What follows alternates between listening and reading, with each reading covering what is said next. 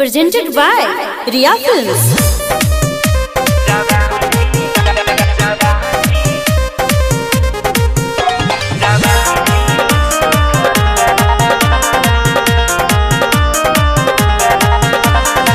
Music by Vikesh Bhojpuria.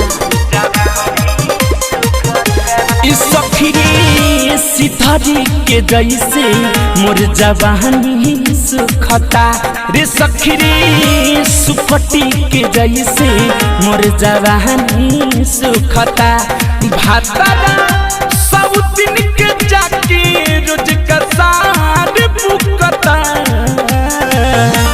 सखी सितारी के जैसे मोर जवानी सुखता रे सखी सुखटी के जैसे मोर जवानी सुखता।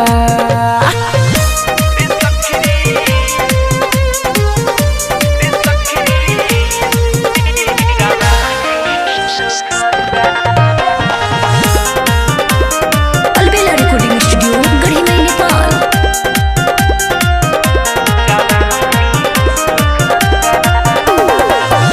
रहे बलाइल दहिया चिंता से गलता पियावा के चाल देख के दिल में हमारा खलता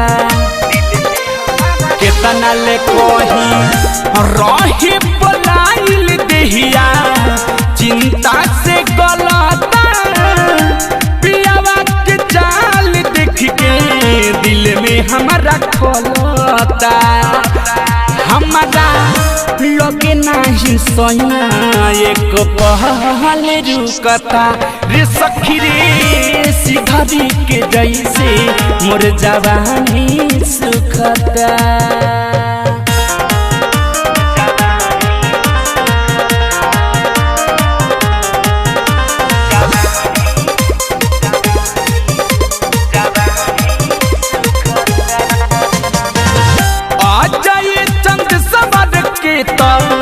बिगड़ल पाया तो बीतत रतिया हमरो रोज जगत जग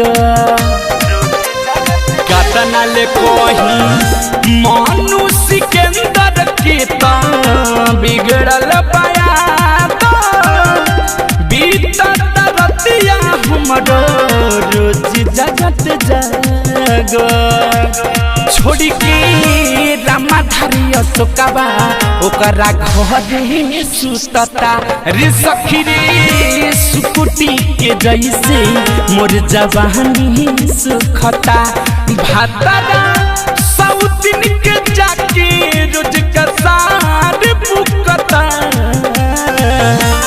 सखी रे सितारी के जैसे मोर जवानी सुखता रे सखी रे सुकुटी के जैसे मोर जवानी सुखता।